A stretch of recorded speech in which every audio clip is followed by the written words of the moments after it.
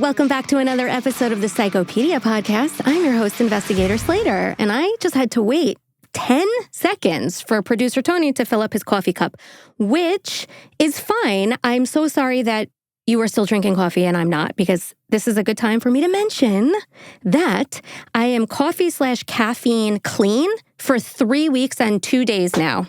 Thank you so much. Thank you. Give a round of applause. I'm not holier than thou. I am not better than you. I'm only poking fun. I stopped because I got that wicked stomach situation going on. And then a side effect of that, of going off coffee because my stomach was bad, was that my energy level skyrocketed, which you know, Tony, because I've been telling you, I'm like, I got another case done. I got more research done. I've been flying. I've actually heard that before, where once you break the caffeine dependency, your brain starts functioning correctly again. Yeah. Which, it sounds cool. Enjoy that. I miss the ritual. You like that for me? I do miss the ritual of coffee, like the warmth in my hand and the smell of it. And I love my mug so much. And it's like an activity. But there's no more midday nap needed for me. No more passing out at 9 p.m. It is just me, my 71 open tabs, and God-level focus. So I would say this, if anybody's been struggling with exhaustion and you're not really understanding why, and I have to be honest with you guys, I actually saw a doctor about this. I was like, do I maybe have Lyme disease? Do I have low iron? I really thought something medically was wrong with me. Stopped drinking coffee, which was my only source of caffeine, but I basically had an IV drip of it, and I am flying. So anyway, all of that is to say that this couldn't have happened at a more perfect time, because I'm rolling out something next month, but it obviously has to, we have to start prepping for it now. And we are calling it Psychopedia Sadistic September. So we're going to hit you guys with some thematic, sinister, sadistic, spine-snapping stories to properly baptize you in blood for spooky season. So I'm so glad I have all this energy now because, I got some really effed up shit up my sleeve. I don't know why I didn't just say fucked up. I said effed up. I mean, we do hit the explicit tab every time we upload a episode, so it's yes, okay. That's true. So anyway, one more thing I want to mention. So I'm coming off an amazing weekend. Firefighter Dave and I actually went out Saturday night with Tank and his wife. We went out to dinner, and Dave laughed so hard that he literally might need physical therapy now. He pulled something in his side after Tank started running through some lines from I Think You Should Leave. Dave was laughing so hard, he was crying, and he literally pulled something. But it was a great night. We had a lot of fun. Tank says hi. 10:10 would medically endanger Dave again and go out to dinner and laugh as hard as we did. It was such a good time. So I wanted to share that with you, and I wanted to share Tank's love with all of you guys, and also mention that if you love what's happening here on Psychopedia, but you're not getting enough, you want more. You want more true crime. You want more Slater. You want more interaction with like-minded freaks. Yes. Tony, I know what you're going to say. I want to say it first. If you want ad-free episodes. Actually, not what I was going to say. I was going to say, if you want to swap your caffeine addiction for a Psychopedia addiction, we've got a place for you. There you go. We do. It's patreon.com/psychopediapod, and there's just a lot of shit over there, guys. It's early access to Girl on Gore, which is my new, really, really out there podcast series. Depraved. It is depraved. Actually, Tony just said to me when he saw the name of today's case, he goes, why do you always have dick on your mind, Slater? Because that's basically what Girl on Gore is like. I hope my mother doesn't listen to it. Honestly, if we had to give it TV ratings, it probably wouldn't be able to go on broadcast television. Maybe NC-17 if it was a movie or whatever. Yeah, probably NC-17, yeah. You're pretty messed up, Slater. I know. I own it. I love it. And the thing of it is I feel like that's level 4, what I allow out of my brain and out of my mouth and onto my screen to deliver. What really goes on in my brain is, that's child's play. Just gonna mention that, and you look scared, so I'm gonna move on. I want to mention a few. I'm so glad we live in separate states. I want to mention a few Patreon names, a few new people who have joined this week. I wish I could shout out everybody because I'm so grateful for your support over there. But I can only do a few, so I'm going to go with these. You guys ready? Money Cash Hose. Fantastic. Cash is spelled obviously K-A-S-H. Shout out to my baby. Death by Snark, which is fantastic because that's also what Girl on Gore is. It is a very snarky delivery, very snarky script that I roll with over there. Kelly Cannon. Hi, Kelly. Rob Jeromson. and Kale Tuomi. And if I mispronounce that, I apologize. But welcome to you guys and welcome to every other new patron. Welcome to future patrons and just welcome everybody here and now on the main feed. I'm so happy to have you. While we're talking slightly about Girl on Gore, if you want early access to those episodes, that's also on Patreon. So go check it out. See if it's for you. I'd love to have you over there. And without further ado, I'm going to get into this case. Piercings, tattoos, subdermal implants. From ancient rites of passage to your cousin's regrettable lower back tramp stamp, body modification has always been a way to reclaim ownership of the flesh, to mark survival, to signal rebellion, to scream, this body is mine, and I choose what happens to it. We stretch earlobes, we split tongues, we brand skin, we pierce flesh, we needle pigment into our dermis, and we call it art. Some say it's pain with purpose, others say it's madness dressed in ink and bling. But what if body modification didn't just mean decorating the body? What if it meant dismembering it, irrevocably mutilating it? Because for some, tattoos, piercings, they're not enough. They're too pedestrian. They crave something more absolute, a transformation that you cannot undo with a laser or a bottle of saline. They want silence where there was once function, emptiness where there was sensation. They want the ultimate surrender of flesh. And in shadowy corners of the internet, they gather those who ache to be altered. And eventually, they find him, a man with no medical license, no surgical suite, just a webcam, streaming platform, a scalpel, Tupperware containers filled with human body parts, and an appetite, literally, for testicle salad. Today, we are descending into one of the internet's darkest subcultures, a place where one man carried out extreme body modifications, including the removal of penises and testicles, while filming and streaming the butchery on a pay-per-view website. This is the case of the Unic Maker. One, I have two things. Okay. I have two things. One, I really don't want to know what your Google search history looks like. It's not great. And man, if you ever found out about how to get on like Tor networks and start Google searching in dark webs, it's over. Yikes. GG's, dude. Also, I have a very funny story about a friend of mine who will remain nameless, who told me one time about a modification that he did to his urethra. Oh, ouch. Where he pierced it. Eesh. You know, normal Prince Albert-y kind of stuff. He had a ring in there and then decided he wanted to, stretch it like you stretch earlobes. And was telling me one time over maybe a beer or two that every time he goes to the bathroom now, he pees out of 3 different holes. So he has to like fandangle himself. Otherwise, he just pees all over himself because of how he stretched his God. Was that wasn't the desired outcome, I have to imagine.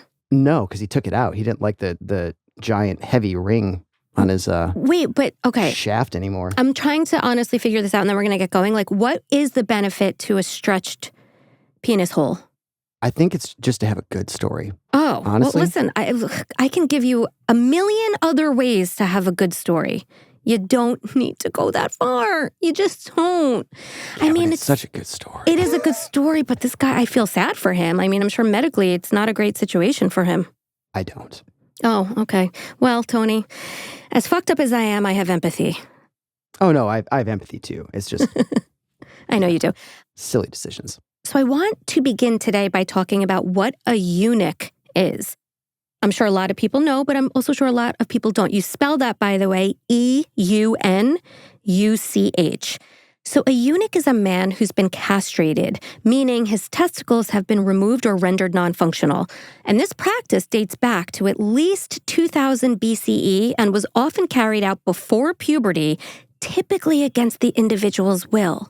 Eunuchs were commonly employed in royal courts and harems where their inability to procreate made them ideal guardians of royal women and trusted attendants, helping to ensure the legitimacy of heirs, right? So if they're guarding women and the woman is pregnant, then, the real baby daddy doesn't have to question if one of her guards knocked her up, right? If he doesn't have the parts to do that. The term eunuch comes from the Greek word meaning keeper of the bed, a nod to their roles in overseeing royal households. Though the procedure was sometimes done as punishment for religious devotion or in exchange for social advancement, eunuchs often exhibited gender ambiguity due to the hormonal effects of castration. Despite widespread stigma, many rose to positions of significant power and influence, particularly in empires such as India and the Ottoman Empire, where they often held access to confidential affairs of state. In 18th century Europe, a distinct form of eunuch emerged, called the castrato, which were young boys castrated to preserve their high-pitched voices for opera, blending musical prestige with a deeply controversial history. Where did that start? Did that come up in your research? That's Italian, isn't it? What's that, castrato? Castrato? Has to be if it was opera, yeah? The Byzantine Empire. Oh, interesting. Mm-hmm. Okay. And then their popularity spread to Europe, particularly Italy, where they became prominent in church choirs and then opera houses in the 17th and 18th centuries. Makes a lot of sense. Eunuchs in the traditional sense significantly declined by the early 20th century, but the concept of eunuchs has evolved into a modern-day subculture known as the Nullo community. Short for nullification, the term refers to individuals who voluntarily seek the removal of their genitals as a form of extreme body modification. Now, this is not gender confirmation surgery, and I think that this is a really important distinction to make. It's not castration in the religious or punitive sense either. It's something else entirely. For some, it's about achieving a kind of bodily neutrality, erasing what they see as unnecessary, burdensome, or incompatible with their sense of self. For others, the appeal is erotic, symbolic, or rooted in submission and control. Some speak of it as transcendence, others as liberation.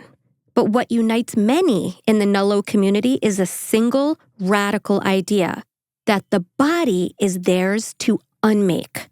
Okay, so it's not about identifying, as a different gender and then having, surgery accordingly in a safe manner with like hormone therapy and all other types of, accompanying therapies. It is literally about making a statement that your body is your own and I can do with it what I want.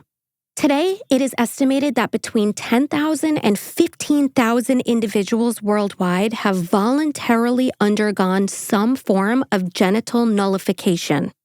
A 2014 academic study into the practice revealed that nearly 2/3 of self-identified nullos never even disclosed their status, not even to close friends or family, choosing instead to exist in silence. Question. Is that the term that they use for themselves? Nullo? Yeah. Yes. Because it sounds like so close to being a slur. It does. It does. It does. It really does, yeah. So I looked into that also. I mean, wait till you hear the next term that sometimes is colloquially used, which is oh boy, smoothie. Modern day nullos sometimes like to go by the term smoothie, which is, exactly what it suggests, that down in their genital region, there is quite literally nothing there. So my understanding is that, honestly, it's complicated whether nullo is a pejorative term in the context, of the nullification community. My understanding is that it's not. It's a term that's used by people who undergo the procedure or identify with this community. But if I am wrong, I really deeply apologize. Yeah, I'm sure it's probably not too dissimilar from like Swifties, right? Where that's the term that they use to identify themselves, but in some contexts, it can definitely also be used in a very, very, very pejorative way. So depending on who's saying it and how it's being used. Depending on who's saying it in the context, yeah, for sure. Right. That makes sense. Are you a Swiftie, Tony? She's so sweet. She's wonderful. So modern day nullos, sometimes colloquially called smoothies, as I've mentioned, undergo genital nullification by choice. Now, their motivations vary widely from gender dysphoria and body integrity identity disorder, or BIID, to just aesthetic preference or a desire for complete bodily control. Whatever the impetus, the act represents a radical assertion of autonomy over anatomy. Body integrity identity disorder is a rare and honestly poorly understood condition in which individuals experience a persistent and intense desire to amputate or disable a healthy part of their body, often because they feel it doesn't belong to them. There's currently no universally accepted treatment protocol, and medical and ethical approaches remain controversial. Unlike the more mainstream and widely accepted forms of body modification like a tattoo sleeve or a subdermal implant, this level of alteration exists well outside the bounds of social acceptability. It does not just flirt with the edges of medicine, legality, and morality. It crosses them unapologetically, venturing into territory most institutions refuse to acknowledge, let alone regulate. While licensed, medically supervised genital removal procedures such as orchiotomy or penectomy are available in gender-affirming or non-binary surgeries, these are typically provided under rigorous protocols and screening. However, elective nullification outside the context of gender transition remains largely unsanctioned, which means those seeking this transformation are typically left to navigate the margins in the way of online forums, encrypted chats, anonymous emails, hoping to find someone known as a cutter willing to cut what the system refuses to touch. And that's where things turn from radical to dangerous, because where there is desperation, there is always someone willing to exploit it. Someone like Marius Gustavson, aka the Unic Maker. Marius has become the poster boy, if you will, for the darkest extremes of the Nullo subculture, a man who didn't just participate, but orchestrated, filmed, and monetized the mutilation of others under the guise of consent and community. Marius Gustavson, who actually went by the nickname Theo, was born on December 7th, 1977 in Drammen, Norway, which is a port city located roughly 27 miles southwest of Oslo. Home to around 82,000 residents, Drammen holds a very unique place in Scandinavian history as the site of the region's first trolley bus system, introduced in 1909. I found that interesting because I find this shit interesting. I'm sorry if that was a useless, boring piece of information, but now it is in your ear hole and you have no choice but to live with it. It's a lot of snow they probably had to clear to get that trolley in place far north. I like in where your head's at. 1909, yeah, they didn't have like giant salt trucks or plows, man. Fuck yeah, Tony. You took what I taught you and you ran with it. Marius was an only child with a very large extended family and was raised in a large isolated home in the countryside with his parents, grandparents, uncle, and cousin, which kind of reminds me of how I am raising my children now, because we live across the street from my parents on purpose. When my grandparents were alive, we saw them every single week, and my cousins, aunts, and uncles are over all the time. I need to give a shout out to Aunt Wendy, who is literally Psychopedia's #1 fan. Hi. Hi, Wendy. As a child, Marius was described as a loving boy, though one often targeted by his peers at school, a small, rural institution with about 100 students where conformity was the norm and being quote-unquote different rarely went unnoticed or unpunished.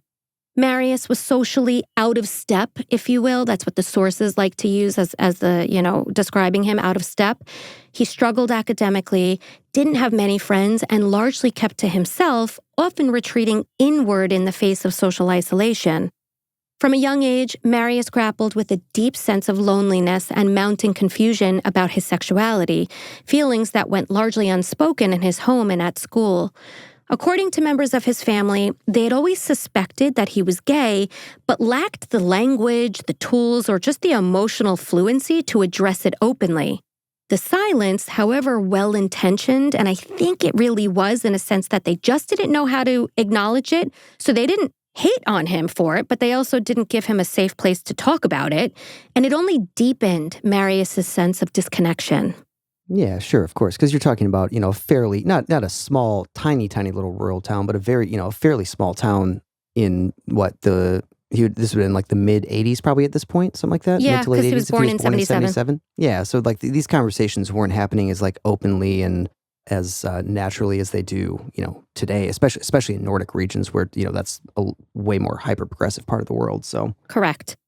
Furthermore, at age 14, Marius discovered a photo of an Indian eunuch that was part of the Hijra community. The Hijra community in South Asia is a very, very distinct and ancient community of transgender, intersex, or gender non-conforming individuals, often recognized as a third gender. Hijras are often assigned male at birth, but live in ways that defy binary gender norms. While many Hijras choose to undergo a ceremonial castration as an offering to the Hindu goddess Bahukara Mata, others are born intersex, meaning their biology includes a mix of what are traditionally classified as male and female characteristics. Intersex occurs in roughly 1.7% of the population, similar to the number of people born with red hair, just to give like a comparison. Quite a rare thing. Yes. Though outsiders often categorize them as transgender, Hijras are not necessarily transitioning from one gender to another. They are seen and see themselves as a distinct gender altogether. Hijras hold a sacred role in Hindu society, blessing births and marriages with dances, songs, and prayers believed to bestow fertility and prosperity. Their blessings and curses are taken very seriously, and though sometimes uninvited, Hijras often assert their presence as a religious duty. India, Nepal, and Bangladesh now legally recognize third-gender citizens. So anyway, Marius stumbled upon a photo of a Hijra, and he immediately thought to himself, that's who I am. Pop quiz number 1. Oh boy. What is the most commonly targeted body part for removal by individuals with body integrity identity disorder? A, an arm. B, leg. C, tongue. D, sexual organ. Well, Slater, I don't think it's arms or legs. I'm actually gonna go with tongue instead of sexual organ. Oh, interesting. And wrong. I'm sorry. Oh, well, fuck. Of course. It's sexual organ, isn't it? It is not. It is not. Oh, shit. The most common desire amongst people with body integrity identity disorder is the amputation of one or both legs, usually above the knee. And more often than not, it's the left leg that they want gone. What's the rationale? Well, we're going to get into it. Oh, tell me. It's not about appearance. It is not a cry for attention. It is about a deep, persistent mismatch between how they physically exist and how they believe that their body should exist. Some individuals even go so far as to simulate amputation by binding the leg tightly, using wheelchairs, or wearing prosthetics, long before they ever pursue actual surgery. Because the surgery, by the way, is not easy to come by, and these procedures are almost never medically sanctioned. Now, as far as the cause of BIID, that part is still murky, but researchers believe that it stems from a complex tangle of neurological, psychological, and early developmental factors. One of the most prominent theories is that it all comes down to the brain's internal body map, the blueprint in your head that tells you where your limbs are and what belongs to you.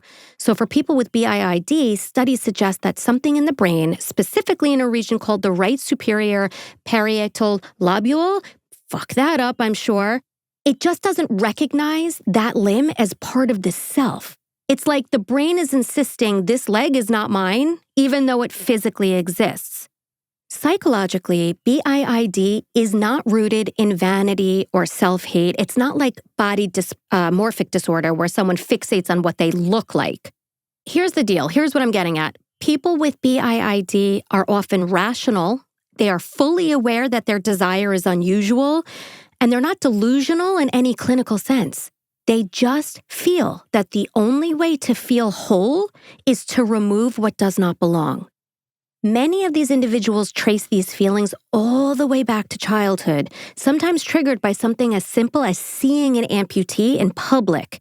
That moment imprints, and the brain never quite lets go. This is not caused by trauma, which is contrary to popular belief, abuse, or psychosis. It's not self-harm either. It's something else entirely. As a teenager, Marius came out as being gay, which was a big move in a small town, which we kind of touched upon already, and one that marked the beginning of a real shift in how he saw himself. No more hiding, no more trying to pass as someone he wasn't. And by the time he hit his final year of high school, he'd gone from quiet outsider to elected president of Rus, which, if you are not Norwegian, is a massive fucking deal. So, in Norway, Rus, which is short for Russifering, I hope I said that right, is basically prom, Mardi Gras, and a nationwide excuse for teenagers to act completely fucking feral, all rolled into one experience. It's a rite of passage for graduating seniors, and it really involves like weeks of organized chaos, themed outfits, tricked out party buses, and public antics that range from like adorable to mildly criminal. And the Rus president? That's the student in charge of planning the madness. Part hype man, part logistics wizard, part social glue. So for a kid who used to eat lunch alone, being chosen to lead the loudest, wildest tradition in Norwegian teenhood must have felt like a full-blown glow-up. It was visibility, and it was validation, and it was control. And for Marius, it was probably the first taste of what it felt like to be at the center of everything. Just total and utter derailment here. They have some like crazy traditions in the Nordic countries. Have you ever heard of Lucia? No. It's I think I'm saying that right, Lucia or Lucia or something like that, Lucia. It's a thing that they do in Sweden where in basically December 13th, middle of December, something like that, they basically gather a bunch of people together holding candles and sing a bunch of songs because it's so dark. It's like basically like the celebration of like the light that's coming at the end of winter. Oh, like hang in there, we're going to get through this darkness.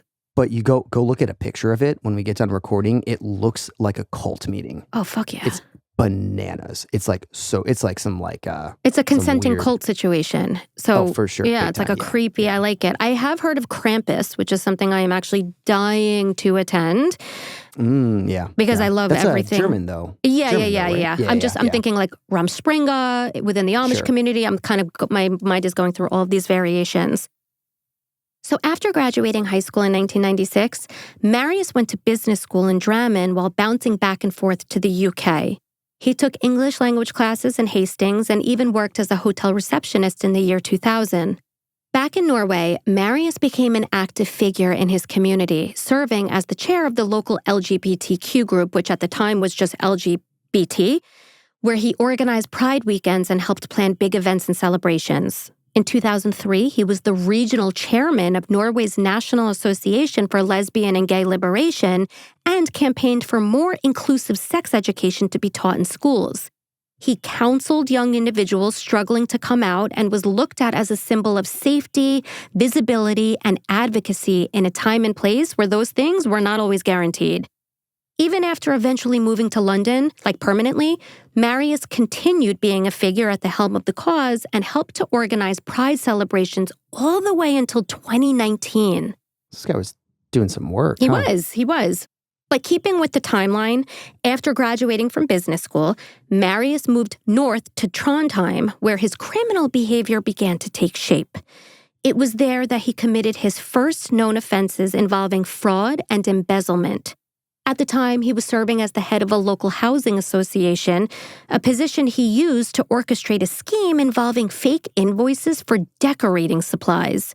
He siphoned off thousands of dollars, was eventually caught, and received a suspended sentence, meaning no jail time, just a legal slap on the wrist. But Marius was not exactly humbled by the experience, which, by the way, people, if you are getting a second bite of the apple, if you are getting off with a slap on the wrist for real fucking crime, how dare you throw away your second chance? It's so infuriating. So just days after receiving that suspended sentence, Marius doubled down.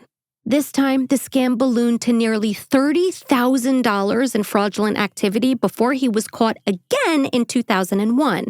And this time, the consequences stuck. He served 8 months in prison. So, while his first criminal acts didn't involve a scalpel, mutilated genitalia, or feasting on flesh, which we will get to, they marked the first visible crack in the facade, an early glimpse of his willingness to deceive, exploit, and manipulate systems for personal gain, no matter the cost. I gotta tell you, jumping from fraud to removing genitalia. It's a leap.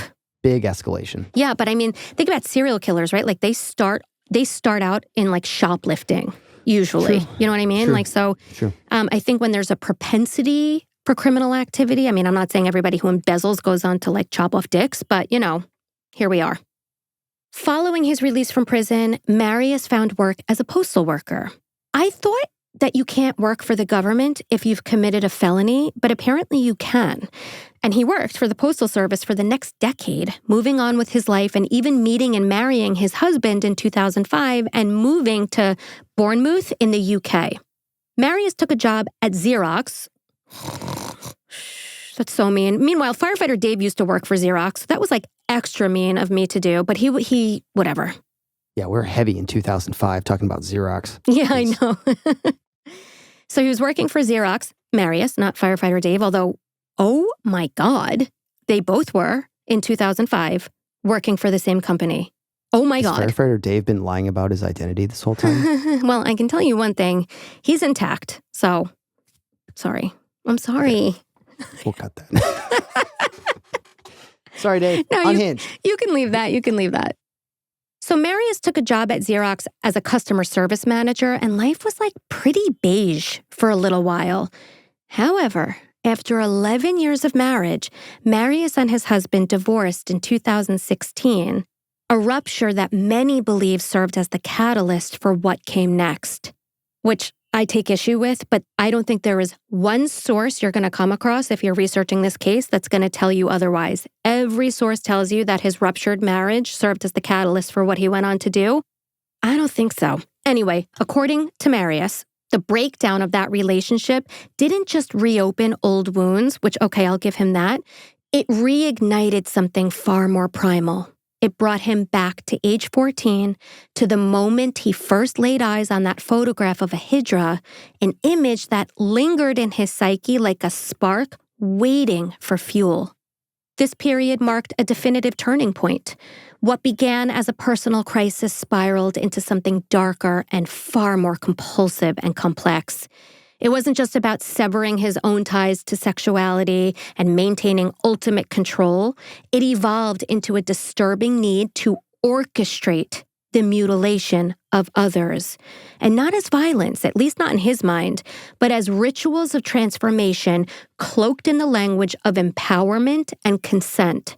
Because incredibly, there were a number of people, aka Nullos, who took to the internet to find someone willing to hack off their genitals.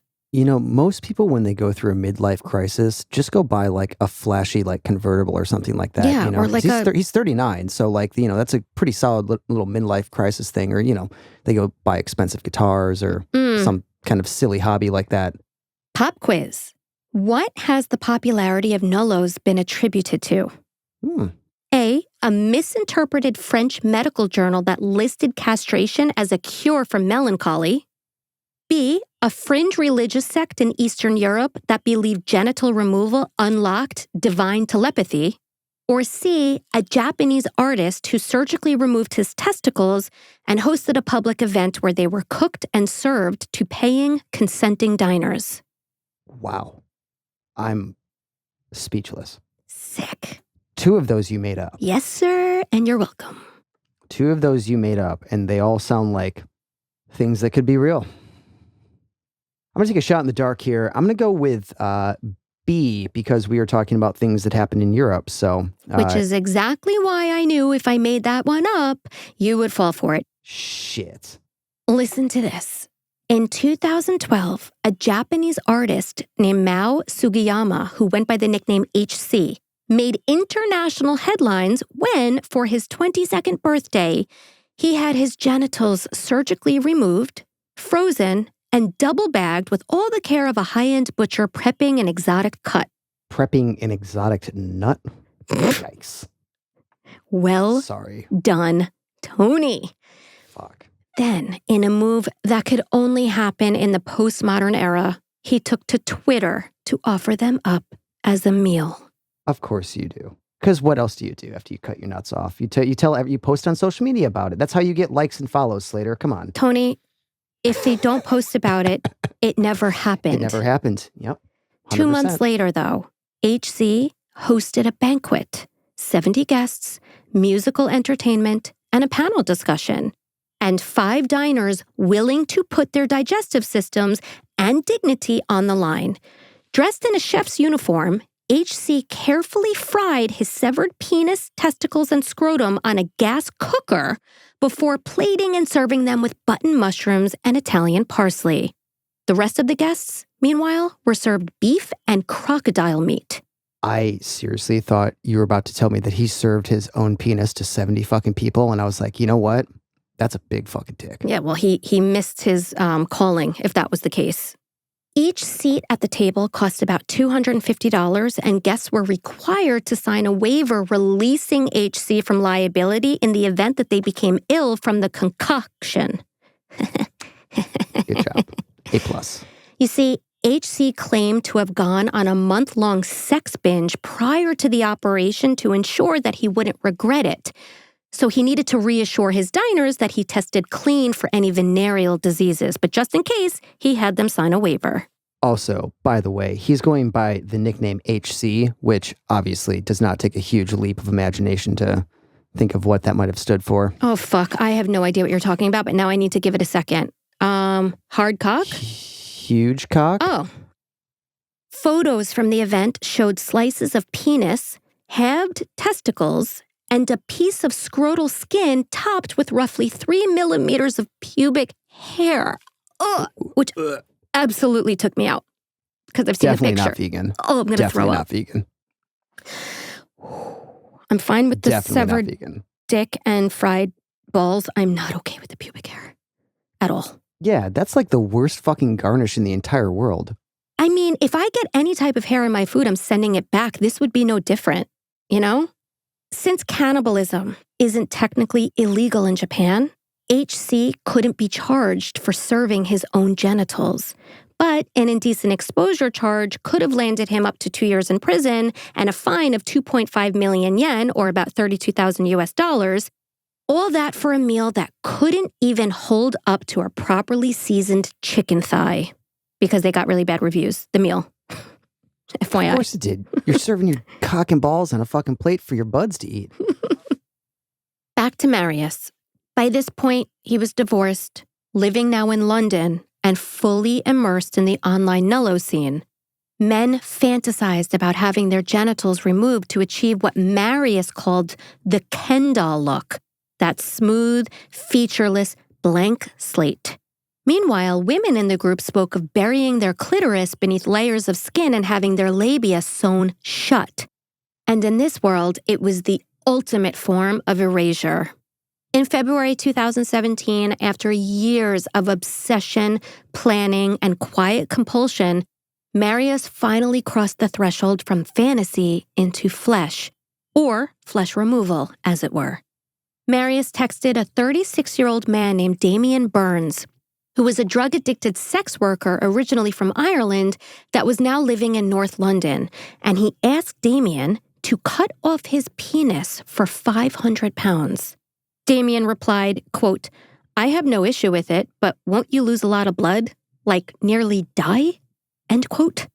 Marius reassured Damien that he'd give him detailed instructions on how to do it and that Marius would be under local anesthetic as well. So, on February 18th, 2017, Damien, whom Marius referred to as his quote-unquote sexy kinky helper, took an all-red vegetable knife and sliced off Marius's penis on his kitchen table in his basement apartment, which he referred to as Theo's Playhouse. Remember, Theo was his nickname. The entire event was filmed, and Damien threw up on his way home. But Marius got exactly what he'd spent years craving: penis removal, total control, and a body that matched the blueprint in his mind. Marius called emergency services and told dispatch, and this is a quote, "I tried to do some surgery on my cock," end quote. He was taken to the hospital, treated, and discharged a few days later with a psychiatric referral, which he promptly ignored.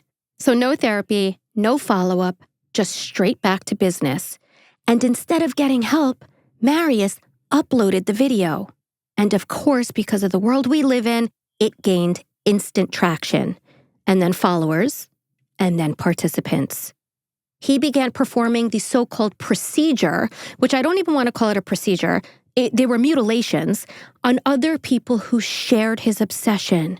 Procedure is his term, I'm assuming. Yes. And it's just a term that's often used in sources, but it's like, these were mutilations. Sure. These were hack jobs. Oh, for sure. Yeah, absolutely. He rebranded mutilation as empowerment, and he turned backroom amputations into ritual.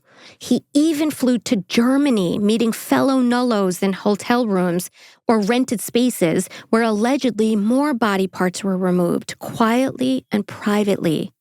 Blood washed down bathroom drains, which, speaking of blood, let me take a minute to mention just how insanely vascular a penis is. It's supplied primarily by the internal pudendal artery with multiple smaller branches, ergo, nice. When severed, the penis hemorrhages profusely and with force like a busted fire hydrant. Most victims needed to be taken straight to the emergency room after they had their mutilations performed, where they would apparently tell doctors that they were attempting their own at-home circumcisions. Marius' circle of enablers / henchmen / accomplices began to grow. There was an NHS nurse who started supplying stolen lidocaine after volunteering to have his nipple cut off, or I should say requesting to have his nipple cut off. David Carruthers, a former surgical assistant, lent his hands to these back alley operations. Peter Waits, a 67-year-old retired pharmacist, and Janus Atkin, a 38-year-old veterinary student, were all also involved. This wasn't just a fringe interest anymore. This was now a network. Trafficking severed penises across all of the EU. Oh, just wait. And then there was Jacob Crimmy Appleby, a 17-year-old vulnerable child struggling with body dysmorphia. He found Marius online looking for answers, looking for help. And what he got instead was validation from a much older man who told him, "This is normal. You belong here." Then, 1 year later after grooming Jacob, Marius asked Jacob to help amputate his left leg on camera. Marius's left leg. Jacob, of course, at this point, having been groomed for a solid year, agreed. And there's footage, and it shows Jacob calmly preparing a bucket filled with dry ice while Marius lowers his leg into it and settles in to wait. 8 hours he sat with his leg immersed in dry ice, skin blackening, nerves dying, muscles freezing into rot. Then Marius called an Uber and was dropped off at the Royal Free Hospital in London, where his leg was, unsurprisingly, amputated, exactly as he planned. Marius later filed for and received disability benefits, self-inflicted, government-funded mutilation, now with a monthly payout. Now, hospital staff did attempt to provide psychological treatment for Marius. They even shared his story with doctors around the world in hopes of being able to provide treatment and support. The consensus amongst experts was that Marius Gustavson, who by this point was missing his penis, testicles, nipple, left leg, and part of an ear, suffered from BIID. So doctors offered Marius therapy, which of course he turned down. That's wild. This is my question. How is this not someone who qualifies for an involuntary psychiatric hold? For real. Under UK law, specifically the Mental Health Act of 1983, a person can be sectioned if they're deemed to pose a serious risk to themselves or others. And even if they didn't yet know that he was a danger to the public, which obviously they went on to find out eventually, the man had already hacked off multiple body parts. That alone demonstrates a clear and immediate risk to himself, both physically and psychologically. This is not a gray area to me. This is someone who should have been detained under Section 2 or Section 3 of the Act, assessed in a secure facility, and prevented from further harm. But instead, he walked out of the hospital untreated, unmonitored, and within months, he was performing amateur amputations on other people as well. It is wild that he actually told them the real story about why he needed to get his leg amputated when he went into the hospital. What could he have said? I actually thought about that. What could he have said? or even offered any explanation whatsoever. It's just like, I don't know. Right. Something happened. Right. Because he lied about the penis one. He said that he was trying to do an at-home circumcision and it got botched and it went wrong. Exactly. Upon his release from the hospital, Marius began expanding his services online and not even on the dark web, but where anonymity was currency and silence was standard. Clients didn't ask too many questions, and when things went wrong, which they often did, no one came forward. So Marius started a website called UnicMaker.com, where he presented himself as a professional in the body modification scene, borrowing the language, the aesthetics, even some of the surgical jargon. But of course, Marius Gustavson was no trained practitioner. He and his crew performed brutal mutilations using kitchen knives, household tools, and even instruments meant for animal castration. They worked out of private homes, hotel rooms, anywhere they could lie down a tarp and call it sterile. Marius was involved in at least 22 procedures on camera, including the removal of victims' testicles, penises, nipples, breasts, and clamping of testicles with Bordizzo clips, which is something ordinarily used by vets in the castration of cattle, as well as the insertion of needles into genitalia. There were even penile subincisions going on, which involves slicing open the underside of the penis. Specifically, the cut follows the length of the urethra starting from the tip and extending downward toward the base, essentially splitting the shaft along the urinary canal. 3 men who had that done almost died. Yeah, I'm surprised it wasn't 22 people who had these procedures done almost died. But penile subincision is maybe one of the best band names I've ever heard. Or a future Patreon name. After the procedures, the discarded body parts were sometimes posted for sale on his website, complete with photos and a haunting little "buy it now" button. Afterpay on that? He bagged, labeled, and sold 4 penises online for £700. And as if all of this was not horrific enough, there was also evidence of cannibalism.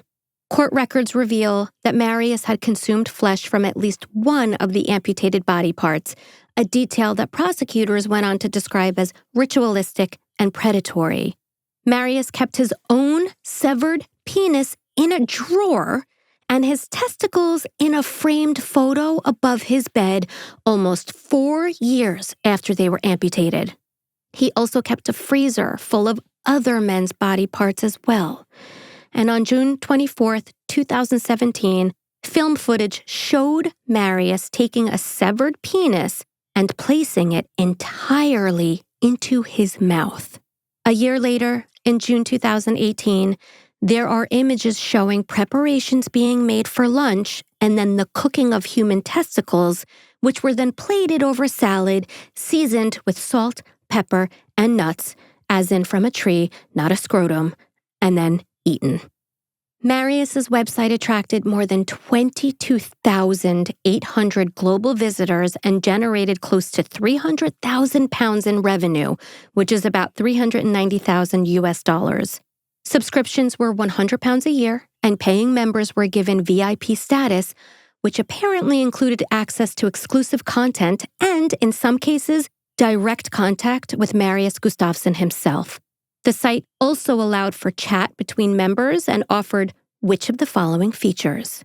Pop quiz. A little Eunuch badge on your profile picture if you had a procedure done.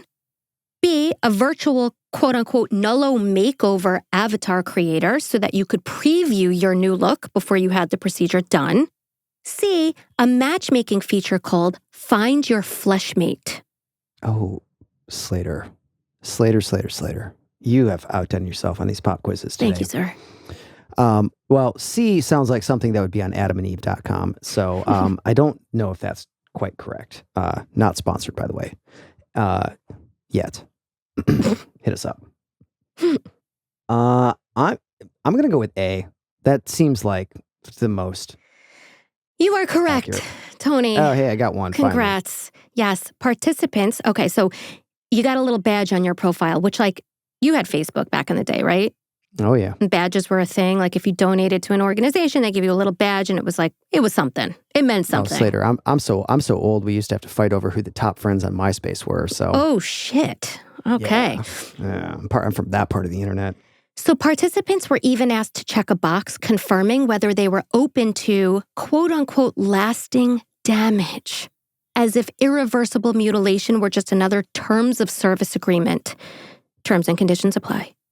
Victims were promised a cut of the profits, no pun intended there, a grotesque form of revenue sharing that framed mutilation as opportunity. But in reality, the only thing being distributed was trauma. Marius used a red-hot iron to brand a man's calf with the letters EM for Unic Maker, while a dice game was played to decide which body parts would be removed from another. In another case, Marius cut out a man's testicle and then sewed it back in. How? Ow. Oh, Ouch. ow. Yeah, I was Ouch. like, oh, Ouch. brother, Ouch. don't make me explain. Oh, my goodness. One victim included, and this fucking sucks, a 16-year-old boy whose anus and penis Marius electrocuted. This was filmed, and then the film was distributed for money. Some of the profits were sent to the child by way of payment or reward. From the footage, this is devastating. The 16-year-old child was clearly in pain and begging for Marius to stop. Another victim indicated that he'd been tricked into a procedure/mutilation while under the influence of drugs. He told police later on how he'd been high on drugs when Marius Gustavson had first cut him with a scalpel at his flat in Haringey. I'm saying that not correctly. It's in North London. And how he was strapped to a bed and electrocuted. Some of Marius's victims later said that it felt like being in a cult, one where he positioned himself as the all-knowing leader and the only one who truly understood them. He convinced them that he could help them achieve what they'd been chasing for years: peace, comfort in their own skin, and a sense of identity that finally fit. He didn't just operate on their bodies. He groomed these people. He drew them in. He slowly pulled them into his inner circle until they couldn't tell where their own desires ended and his influence began. He offered validation, purpose, even love. But beneath it all was coercion, manipulation, and a hunger for control that turned surgical obsession into psychological captivity. Otherwise known as, I want you to do terrible things to me, but I said it was okay ahead of time. It's a kink where someone agrees in advance to give up control, to role-play things like assault, abduction, or domination, or in this case, mutilation, with consent. The fantasy is non-consent. The reality is everyone's on the same page, hopefully. But here's where it goes off the rails, right? Consent, non-consent, or CNC, relies on trust, communication, and the very adult understanding that the scene ends, the bruises fade, and you're going out for brunch afterward. In Marius's world, there was no safe word, there was no scene, there was no aftercare, just irreversible bodily harm dressed up as empowerment and consent, warped into compliance. He wasn't playing a role. He was the danger. And there is video footage of people begging Marius to stop, but he wouldn't. Again, this is not CNC kink, which we've talked about. We talked about this on our Shay Groves episode at length, which we can link in the show notes. And I think it's a very important distinction to make, too, that this is not some we are consensually doing this. This is him manipulating these people into, doing irreparable things to themselves under the guise of you might have this, BIID that maybe you do, maybe you don't. I don't know. I guess. Yeah. But it's a good distinction to make. It is a good distinction to make because CNC is a real thing. And 100%, yeah. When done safely between two consenting adults who have in their right states of mind, discussed the terms. They have a safe word. And by the way, consent, non-consent, you can still pull back in the middle of that, right? That's why there are safe words and things like that. Yep, there was none of that going on here. This was mutilation with a splash of sadism and a bustling comment section. And it's so clear that there was, without question, a sexual component woven into all of this for Marius and his paid subscribers. It's like the most depraved Patreon website ever. Yeah. For many in the Nullo community, the act of removal was not just about control, but also about domination, submission, and in some cases, erotic humiliation. The body became both a battleground and a fetish object. Some participants derived pleasure from the act itself. Others found arousal in the helplessness, the irreversible nature of it, or the idea of sacrificing their sexuality altogether as an ultimate form of submission. And Marius Gustavson played directly into this dynamic. He wasn't just offering procedures, right? He was curating an experience, a fantasy. He elevated himself to the role of facilitator, surgeon, and in some cases, sexual gatekeeper. And for the men in his circle, many of whom felt marginalized or pathologized by mainstream medicine, this underground world didn't just feel validating, it felt intoxicating. There's also one video where Marius is seen masturbating before placing clamps on another man's genitals and then proceeding to castrate him. So yes, while the surface level narrative might be about body autonomy and fringe identity expression, what was actually playing out behind closed doors was far more layered and far more disturbing. Marius and people watching on the other side of their computers were no doubt getting off on the pain, humiliation, and degradation.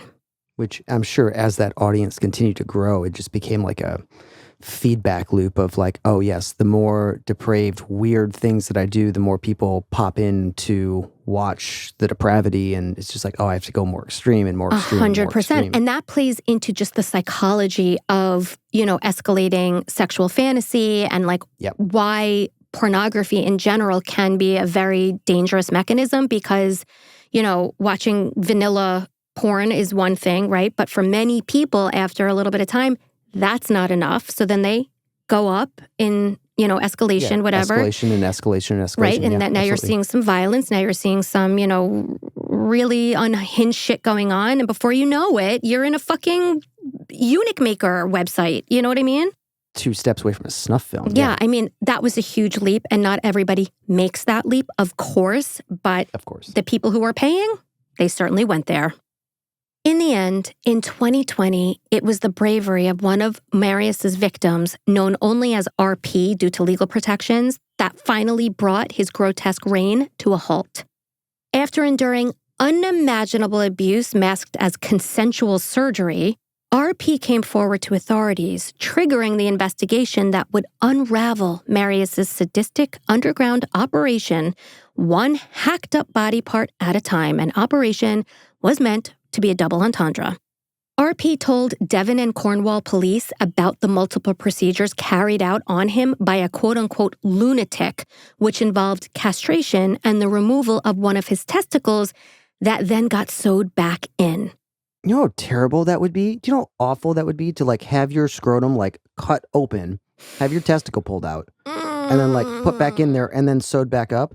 I mean, it's bad enough when if you've accidentally ever like sat on your testicles, it's one of the worst fucking feelings in the entire world.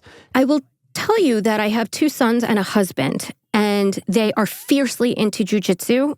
And good Lord. When they sometimes go for Dave and it hits them in the wrong way, I mean, it is, he is reduced to like, he's in the fetal position.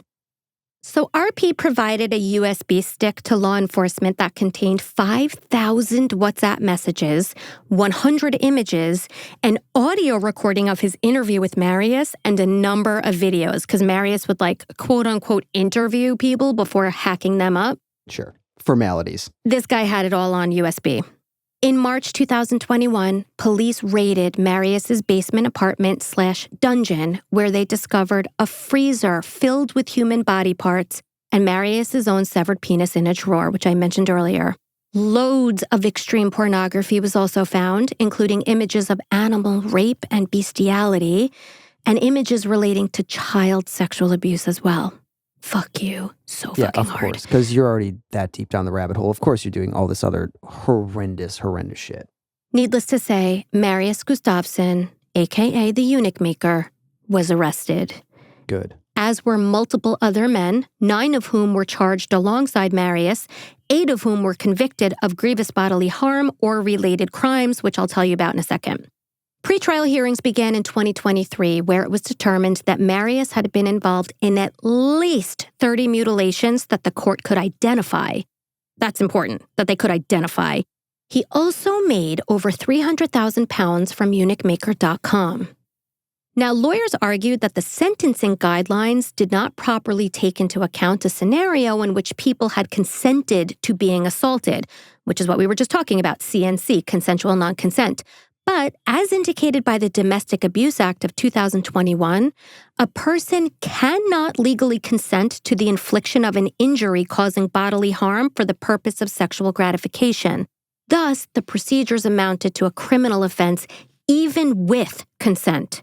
Furthermore, many of the victims were vulnerable and had been put under pressure by Marius and his co-defendants.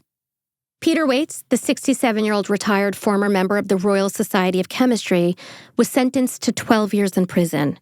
Forensic officers found a scrotum and 2 penile shafts inside a tub of butter marked with the instruction, "Do not defrost," at his home address. Janus Atkin, 38, of Newport Gwent, who had been completing a veterinary course, was jailed for 12 years. Ion Cousier, 30, of Gretna, Scotland, received 5 years and 8 months imprisonment, and Stephen Scharf, 61, of No Fixed Address, was sentenced to 4.5 years in jail. David Carruthers, 61, and Ashley Williams, 32, of Newport Gwent, were jailed for 11 years and 4 years, 6 months, respectively. 3 men were also sentenced after admitting to causing grievous bodily harm to Marius, including Damian Burns, the 36-year-old I mentioned earlier, the sex worker. He was jailed for 5 years for removing Marius's penis with a kitchen knife on video at his home on February 18, 2017. Jacob Crimmy Appleby, who was 17 years old when he first got caught in Marius's web, at 23 years old was jailed for 3 years and 8 months for freezing Marius's leg, which led to the need for it to be amputated in February of 2019. And Nathan Arnold, 48 years old, a nurse from South Kensington, West London, who received a 2-year suspended sentence for the partial removal of Marius's nipple with a scalpel in the summer of 2019. Arnold also apparently gave Marius medical advice for procedures and shared a manual with him called, quote, Penile Disassembly Manual, Anatomical Surgical Steps, end quote, which he stated was, quote unquote, porn to him. None of those men, by the way, had any prior convictions, and all of them filed appeals. In fact, this is crazy, several motions to appeal were granted. Given how legally unprecedented and bizarre this case was, even the court acknowledged that applying standard sentencing guidelines might not actually be entirely appropriate. Yeah, I just had that thought where it's like, I'm actually surprised at how many of them actually had like some kind of conviction for just being on the periphery of this whole situation that's going on.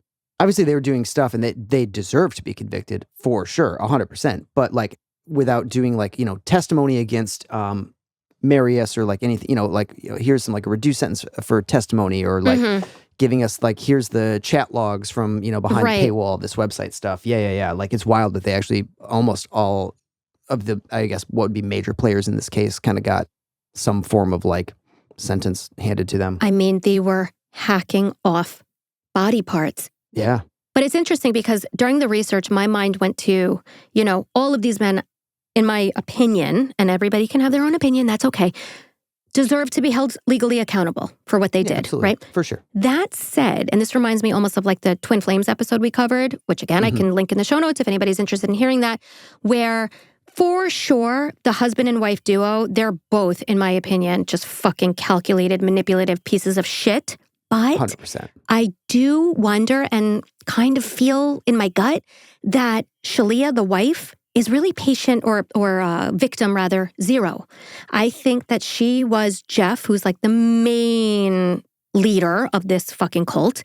I think she was under his thumb. And I think that I think one day when justice hopefully is served, she will have to pay. But I do feel for people who were victims first, I guess maybe is the best way to say it. Sure. Again, especially if you're preying upon, this guy was preying upon people who have a recognized disorder, right? Or theoretically have a recognized disorder, or were manipulated into thinking that they have a recognized disorder, where it's like really tragic. Yes, honestly. it is. Like, really tragic. All around. I can't believe how many people were butchered.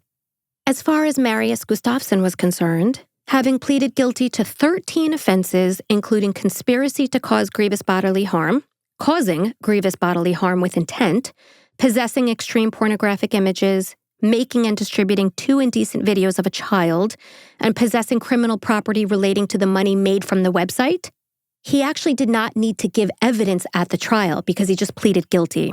And that's a way that you can sort of, circumvent or circumnavigate having a trial. You just plead guilty.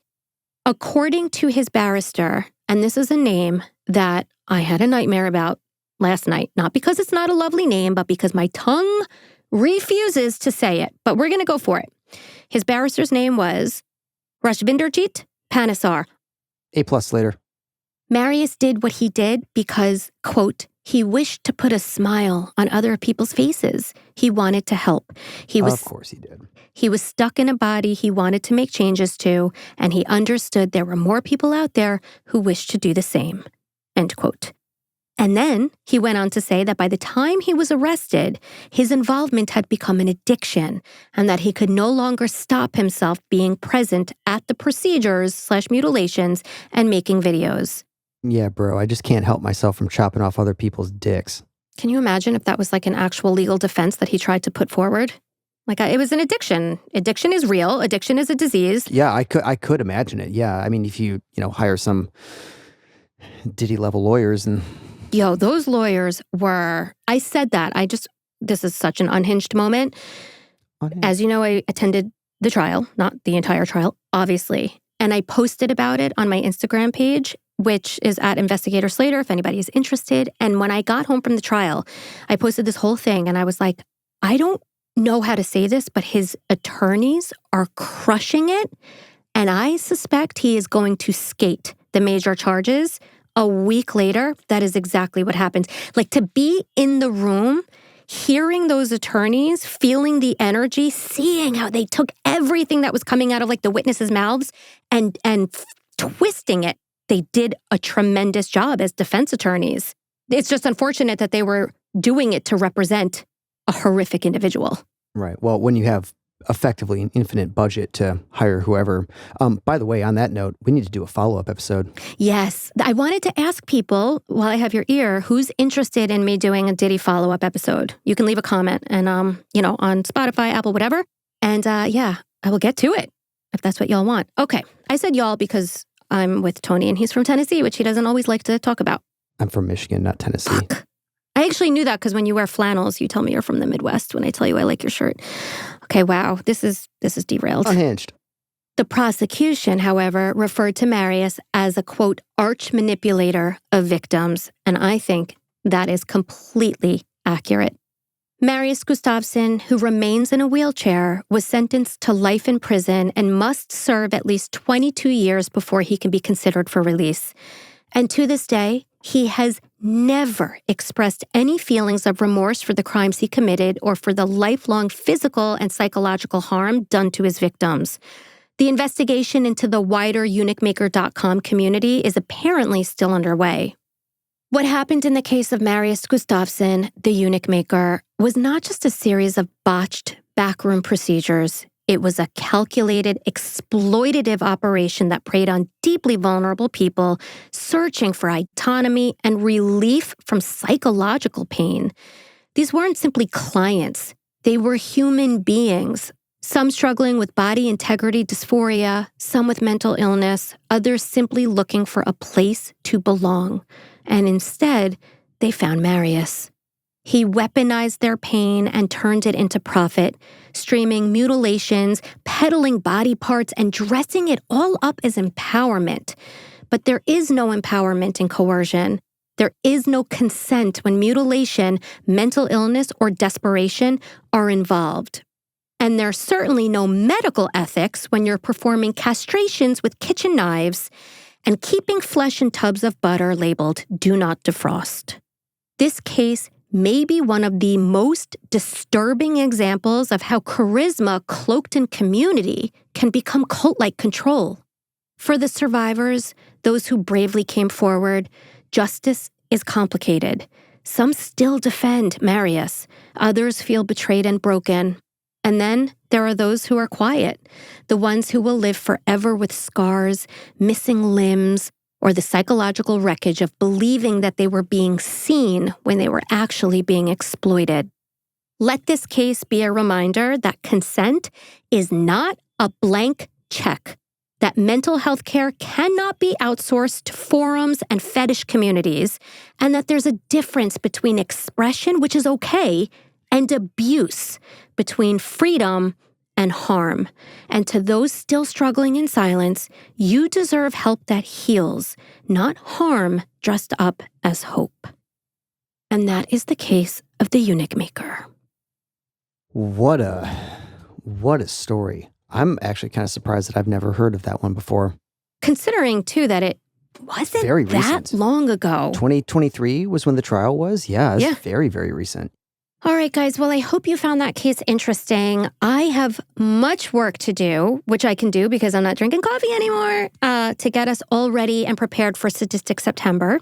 So make sure you are subscribed to Psychopedia so that you are, going to be alerted when all of the fresh, hot, nasty, creepy, spooky, sadistic content drops. And also so you know when Girl on Gore drops as well, which does come out publicly every Monday, or it comes out every week on Patreon, in advance of the public release. So if you want early access of Girl on Gore, if you want ad-free episodes of Psychopedia same day that we release publicly, head over to patreon.com/psychopediapod. But most importantly, guys, I just want to express my gratitude for all of you for being here with me. Wherever you are right now, wherever you listen, however you listen, thank you so much. I love all of you so much. Honestly, I really appreciate every single one of you. And I can't wait to have you guys back here with me next week. Thanks for listening. Bye.